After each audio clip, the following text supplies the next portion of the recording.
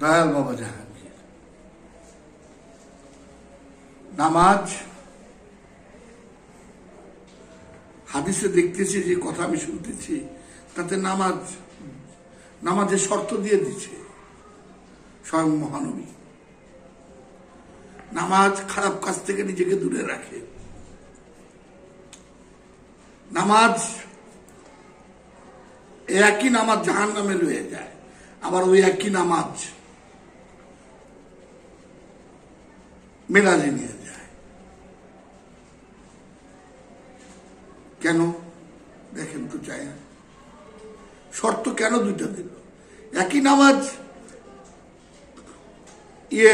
কি বলে ওই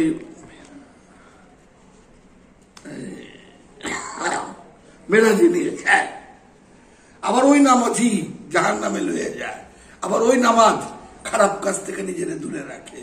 আমি জিজ্ঞেস করি তো, সত্যি কি আমি নামাজ পড়ি কিনা, না আমি লোক দেখানোর জন্য পড়ি? আমি নিজে জিজ্ঞেস করি না। যেমন মশারির ভিতরে জিকির করা সহজ, টাকার স্তূপের পরিমাণ ঠিক রাখা কঠিন।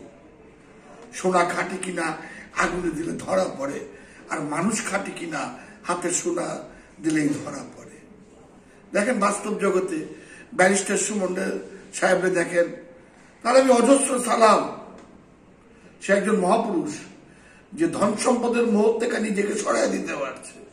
সে তার ফ্যামিলি সমালোচনা করতেছে যে 1000 কোটি টাকা দিলেও তারা বলবে আরো 200 কোটি টাকা লাগতো।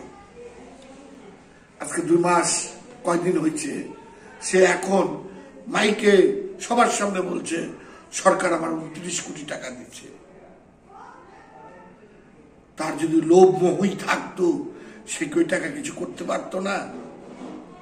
আসলে আশেকরা এমনই হয়, যারা মহাপুরুষদের আশেক, তাদের চালচলনই আলাদা। তাদের দেখলে মানুষ হতবাক হয়ে থাকে। কি কথাটা, শাহজালাল আমার বাবা, নাসিরউদ্দিন সিপাহ সালার আমার বাবা, মহাপুরুষ না এই কথা বলতে পারে? আমার 58 বছর বয়সে আমি এমন দেখি নাই যার এই অর্থের মোহ নাই। দয়াল বাবা জাহাঙ্গীর, দয়াল বাবা জাহাঙ্গীর, দয়াল বাবা।